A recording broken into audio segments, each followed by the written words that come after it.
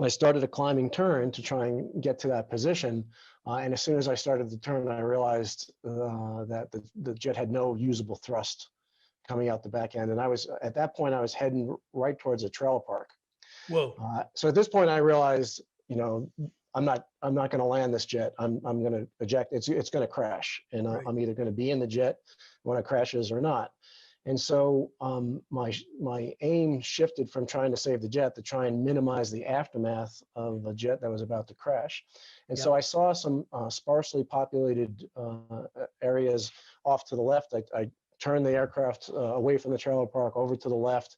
Meanwhile, the ground is starting to rush up to meet me.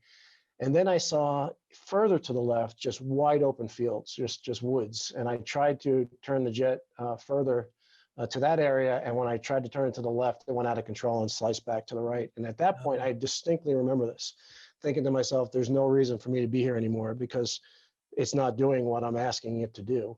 Right. And so I reached down, pulled the ejection handle. And you still had all your ordnance on. Everything was still on because I the rush hour, I didn't want to dump all that stuff onto all these cars. Yeah.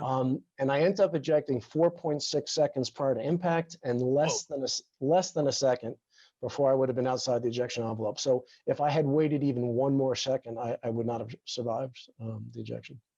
Most people don't know that that's actually the challenge, right? Of deciding when you really get out, because you want to do what you said. You want to minimize the damage. You want to do whatever you can to salvage the situation.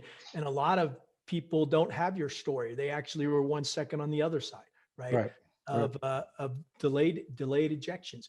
I think, looking back, what saved my life was the jet going out of control. Wow. Because I would have stayed with it longer if it was still responding to what I was asking it to do. And so.